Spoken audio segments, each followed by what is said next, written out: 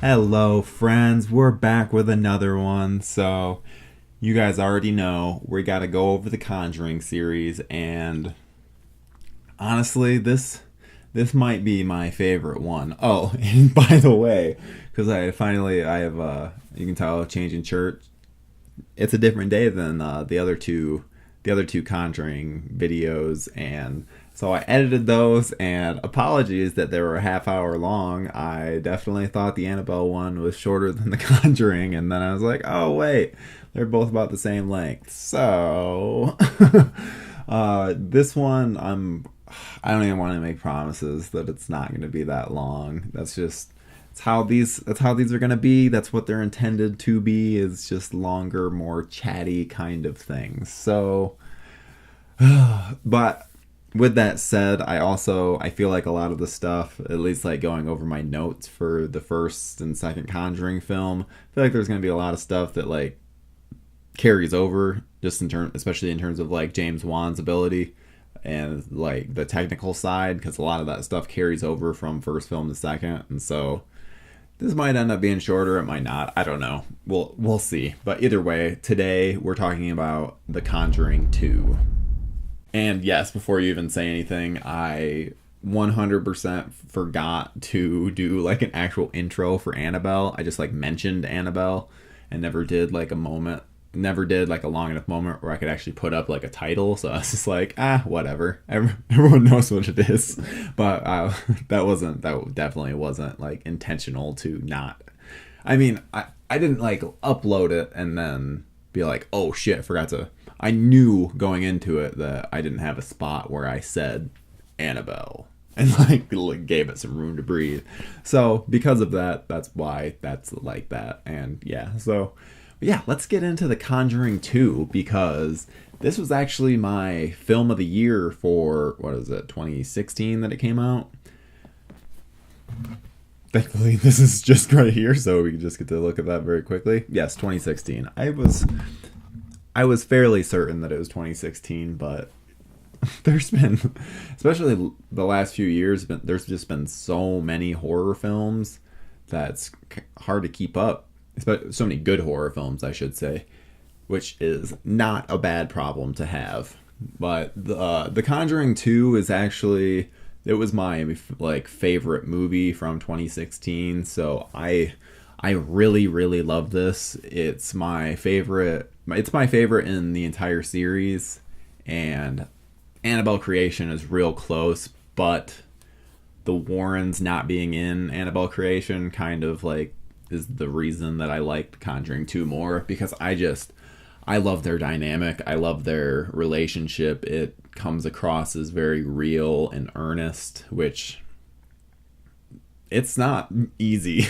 That is not an easy thing to get to come across in film, so they should be a lot more lauded than they are, but it seems like they finally have their act together in terms of they're going to be in the Annabelle 3, so that's nice. But though the weird thing is they're going to be in Annabelle 3, but they haven't announced the cast for The Conjuring yet, where it's like, wait a minute, so are they going to be in The Conjuring 3? Like, is that happening? Or like, yeah, it's very very confusing. Also, the one thing I just honestly just now thought of is, why is it The Conjuring 2, but Annabelle gets this cool little subtitle, or just Annabelle Creation? Why isn't it like The Conjuring, whatever, like England Murders, whatever the fuck these are called, or England Haunting? I know it actually has a specific, like, whatever the town is, blank haunting, but I just don't understand why it's just called Conjuring 2. I guess it's just before they really established that this was a series. Because I know, like, when this was announced, it was like, oh yeah, they're just gonna continue these like Conjuring films with like the Warrens, but clearly the spin-off didn't work. But then they came out with Annabelle Creation, so clearly the like Conjuring 2 either helped with that, or they were already in production, so it doesn't matter. You would think that I would have done a little research, but no research. If there was research, then I wouldn't have all this time to fill with just random talking. Yeah, but yeah, let's get into the movie since we're about 5 minutes into this and I haven't really discussed the movie. So let's go over it. I like that yet again the film opens with a different case than the one that we're like going to be with for the rest of the film. And very interestingly is that the case being used here is the Amityville case, which is really cool, and also makes me wonder, because usually it's kind of the setup case is, it really seems to carry on, like where they're setting up another film, but Amityville is, I am sure that the rights are complicated with that, and that you like legitimately need like Amityville horror rights to tell the story. Because I could be wrong on this, but I feel like they avoid going into too much detail specifically because it broaches the American or the Amityville horror like story. So it makes me curious as to whether they're going to go anywhere with this, because the Warrens were involved in the actual real life Amityville, and so it'd be really cool just to see a different story, like different telling of that story. But I'm also okay if they just forego it, where they just kind of treat it of, hey, so we know everyone knows the Amityville story, so that's why we're just going to have it at the very beginning and not really have it connect with anything and not set up like a future film, which is fine, because even though the opening haunt doesn't really set up a future film, well, I mean, I guess it kind of does, but the nun aspect really sets up a future film, since clearly they even came out with The Nun. So I really like that. I don't know, I like how they handled that, just because I know that when I saw Conjuring 2 for the first time, it was like, oh my god, this is the Amityville case they're talking about. That's so cool. So I got a kick out of that, especially because with the first film, I just draw a lot of parallels between Amityville Horror and The Conjuring, where I talked about this in that video, where I feel like it's kind of like gender role reversal with the mom and dad, because obviously the mom is the one that's then trying to kill the daughter rather than just like the whole family. But there's a lot of parallels there, so it was cool to see that pop up. And god, yet again, James Wan just has such an eye.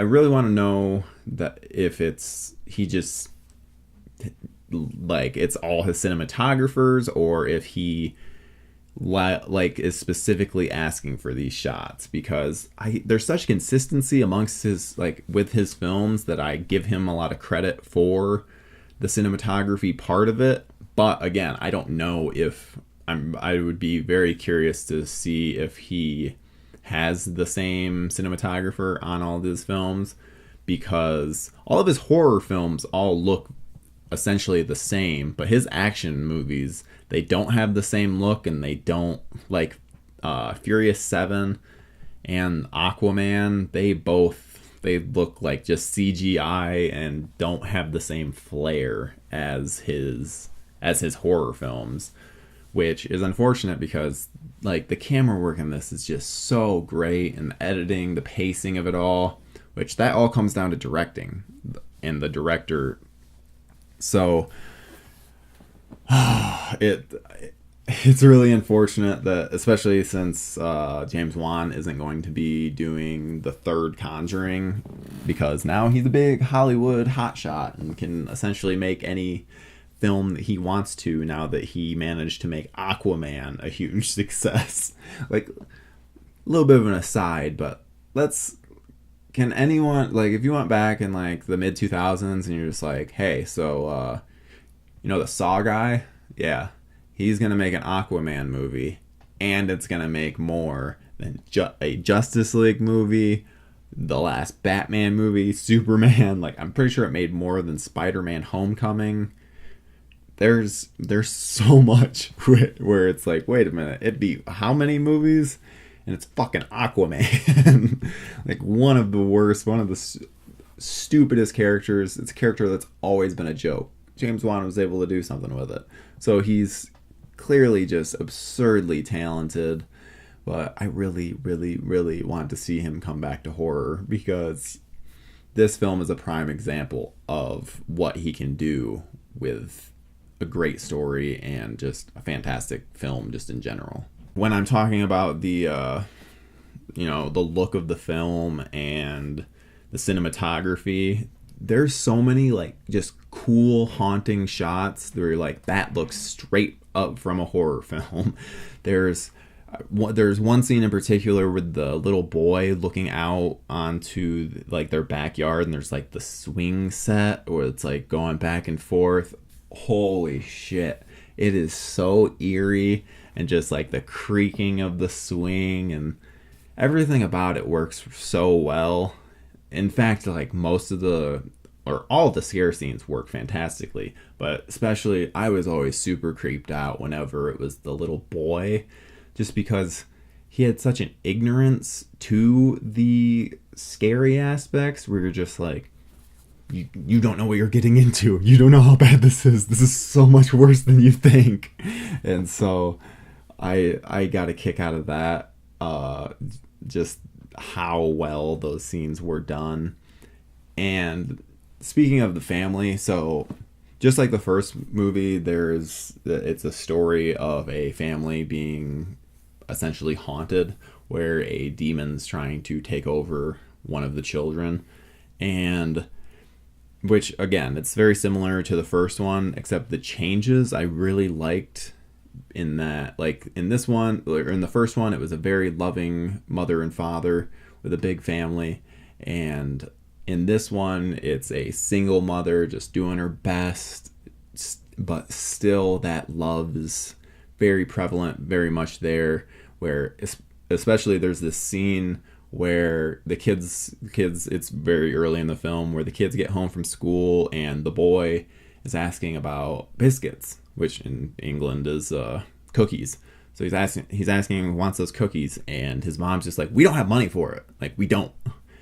And gets super snippy because she's clearly just dealing with so much that it's like, what cookies? I can't even pay bills. What are you asking about cookies? And then later on in the film, and it's shortly after, it's literally that night, she goes up to him in his tent and gives him a plate of cookies, and she's like, what? He's just like, what? I thought we couldn't.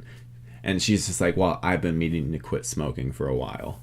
And so it's like little moments like that just add to everything. That made me immediately like the mom, and just to an extreme degree, where you're just like, there we go. She absolutely loves her kids. You're able to establish well of like, she is, even though they're clearly not well off, she's doing her damnedest to give those kids everything they want, including something so minor like cookies. Like, they can't afford bills, but you know what? Just getting little cookies, that, I don't know, that was such a sweet moment, and I really, really, really love that.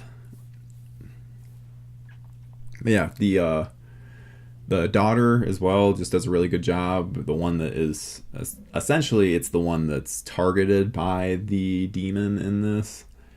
And speaking of demon, so I really like the old man that he's called the Crooked Man. And it's just this older guy that he like died in this chair and is haunting the family. At least as far as we know, this is what's going on. And it just provides very many cool scenes. The one that I absolutely love is once the Warrens are called in and get involved, they have like a little bit of a interview with the girl, where they have her put water in her mouth, and then has the demon man, like the Crooked Man, talks through her It's just their way of like proving like it's not her doing it because their mouth is full of water. And the scene is shot so well because it happens there. She's like, oh, he's not gonna come out if you guys. He's shy, whatever. He needs you guys to turn around. And so you get all the characters turn around, and she's in the background, and as she's talking, like it switches. It clearly goes to the old man's voice, and you're able to see this like very subtle out of focus change from it being a little girl in the background to it being an old man. And oh, it is so creepy. I love subtle things like that. And that scene, the first time I watched it, I was just like, that may be my favorite scene of the year. It's so smart in that there's just a lot of layers to it. Clearly, the demon is having her turn around so that then they are still not entirely convinced, because obviously if they were to see it, then they would be completely convinced, which I really get a kick out of. And just it helps set up that I don't know. It just helps. It helps establish that this man is. He just wants them out of the house, and since they're not going to go from they're not going to leave the house. They don't have the financial ability to do that. It's like, we need a solution. Like this isn't a solution for us. Like you can't haunt us. This isn't going on. And something about that I just enjoy. That scene really stands out to me. And another one is going back to how much I enjoy the haunting scenes with the little boy. There's one he takes Ed's advice of like, we can't be bullied by him. We got to stand up. And so he goes out to confront the crooked man, and the crooked man essentially grows from like a greenhouse where he's literally right next to the boy, and just just appears essentially from nothing and towers over the boy. It is such a terrifying moment, specifically because you don't know how this boy's going to react. He always is like, tries to be on top of things, just like any little boy, where he thinks he's a superhero and can manage things and can manage a situation. So it just like raises the tension even more, because you're like, oh no, he might not run. He might think that he can fucking deal with this, which he cannot deal with this. Not at all. This man is terrifying. So it's cool, just like, especially seeing the crooked man walk down the hallway, which I found out that apparently the reason it looks so good is because it's mostly practical with just CGI enhancements. Which, when I say CGI enhancements, that usually means like something with the background or just minor things, where it's still the person himself is still like there in the shot. It's not just. It's also one of the big reasons why these films work is like when it uses CGI, it's going on top of practical effects rather than just being CGI, which I think is also one of the issues I have with Wan's action films. Is they're like a lot of the sections are like entirely CGI without a practical element, so you don't have that like grounded feeling. But with this one, it works, especially the crooked man. I couldn't believe finding out after the fact that it was mostly practical effects. That's extremely impressive, and it's why that looks so good and so creepy, because when the CGI doesn't work, it's not as scary. And that's why it's also great for like the era that we're in now, because we're finally at the point where lower budget films are able to utilize CGI, and it looks good. Because for the longest time it was like, ooh, you need to just avoid CGI if you don't have the money, because it's not going to be worth it. I mean, look at the prime example is like The Mummy 2, where it's like, oh, that CGI is just so bad that it takes you out of the moment. But this one just has perfect effects, just perfect effects. Even when the so I guess now I should get into the nun character, which then pops up in her own movie, The Nun, because this the nun, which the demonic name is Valak, and so getting it, obviously this is spoiler territory. So find out that the Crooked Man has been being forced to like possess the girl and like haunt this place for Valak, the nun, and which is it's cool. I like the like misdirection, but it's also kind of like, oh well, like, did we need the misdirection? That like it's definitely cool, but it kind of also leaves you thinking as like during the film, you're like, why are we getting this Lorraine stuff with the nun? Like, why does this keep popping up? Because you think it's just like, oh, this is to show like why Lorraine has her issues with exorcism and like can't do it anymore, and why Ed is having to. Which that's not the case at all. They're showing this stuff because it's like, oh, this is actually the big bad. Which, I mean, I was fine with it. It wasn't like a huge deal either way, but it does come across as a little lazy, just a little bit. But again, it's not a huge deal. It would have been a big deal if they just completely dismissed the Crooked Man as like, or okay, this is how it would have been bad if the Crooked Man saved saved the family by like fighting Valak. That's where this could have turned so south, but thankfully they did not do that. Yeah, it definitely could have had some big issues, but I like the daughter is unfortunately back, like Ed and Lorraine's daughter, but I feel like they understood not to include her too much because it doesn't make Ed and Lorraine look very good. It kind of makes them look like shitty parents,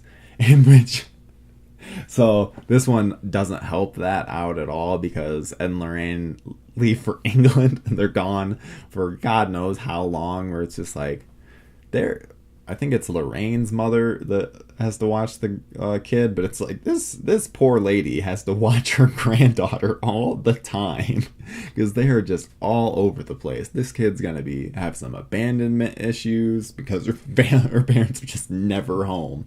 And especially that it's like, she has to be around this fucking creepy trinket room that has all these possessed toys and shit. But again, at least it's not some moment where the kid is vulnerable again. She's more or less just there, like, hey, yeah, we introduced this daughter in the last film. Here she still is. So I don't know. I was really glad that they didn't try and make her a bigger part, because I just don't think it's a character that's very interesting at this point. I think that if the series continues and they want to make her a more prevalent character once she's more of like a teenager or early 20s, that's I'm okay with. But right now the character just brings nothing to the table, so there's not much of a point in including her in this. At least that's just how I feel about it. But yeah, and I also really like the Christmas setting, because Christmas settings you don't really see often with horror films, not horror film, but possession films. All the like Christmas films, all the Christmas horror movies that I can think of, they usually follow more of the slasher tropes. So this was cool, getting like a possession film set at Christmas time. That was just, I don't know, I liked that. And yeah, just the entire movie is just really solid. The cinematography, the score, just like the first film, just does a really good job. And unlike the first film, where that really just felt like a throwback to like 70s horror and Amityville horror type films. While that felt like a throwback, this just feels like, okay, we've got this thing and we want to make the best version of our Conjuring universe as possible for a singular film, which I think 100% worked. Like, this is clearly James Wan just in stride, just like bam, he knows exactly what he needs, and we get it. The whole film just works really fucking well, and especially because there's also this underlying thing of whether or not Ed is going to die, because Valak is like, the whole thing is, then the thing that fucks Lorraine up is that Valak is saying, or like implying, I guess, that she's coming for Ed and that he's gonna die, and so that adds like a little bit of a threat throughout, which, if you know anything about the Warrens, like, you know that he didn't die like, he didn't die during this case or anything. So actually, and I 100% could be wrong on this, but I thought both of them were still alive. I could be wrong, but I definitely know that when they died, it was just like them being old, whichever one did. I thought they were both still alive. I don't know. It really doesn't matter. I mean, if they were alive, then they might be upset about these films being made anyway, so maybe they aren't. I don't know. But yeah, that's really it for The Conjuring 2. This is my favorite film in the series. It's really fun, and just a really good film, just in that it's... See, and even when I say fun, I'm like, oh, people might get a wrong idea. Because, like, it's not fun. It's more just, like, it's so well done that from someone that loves horror, it's fun to see it executed so well. So, I guess fun isn't quite the word I should be using for everyone, but it's fun for me, so... But, yeah, that's really it. I'm hoping that when The Conjuring 3 more details come out about it, I'm hoping that we find out that Ed and Lorraine are still our main characters, because they've, I don't know, they are The Conjuring. They just make this, they just raise the series up so much, and I even have a hard time picturing anyone else in these roles, because they just do such a good job. And it genuinely seems like Vera Farmiga and Patrick Wilson love doing this, and that they will be sticking around, but who knows? Maybe it was just James Wan that was able to have them stick with it for so long, because clearly Patrick Wilson likes James Wan, because this is his second franchise with him, so it seems pretty likely that Wan is a deciding factor in getting these people involved. So hopefully that doesn't change with him not being involved in 3. I mean, I'm pretty sure he's still producing it, but he's not directing 3. So we'll see how it goes when we come to that. But either way, I'm looking forward to it, and really looking forward to talking about Annabelle Creation, because that one's just right behind The Conjuring 2 in terms of my favorite, and I am dreading The Nun so much. Still haven't watched it. Still waiting until I want to be able to watch it and then film directly after, because I'm going to have some things to say about The Nun. I can already tell. Well, that's all for this week. I will see you next week for our lovely little franchise chat with Annabelle Creation. Hope you enjoyed this one for Conjuring 2, and yeah, we'll see you next week. Hey guys, make sure to comment, like, subscribe, all that good stuff. And look, I even have a new ending finally. Holy crap, it took forever. And I'm just saying random stuff that I don't need to be saying. Oh well. And end.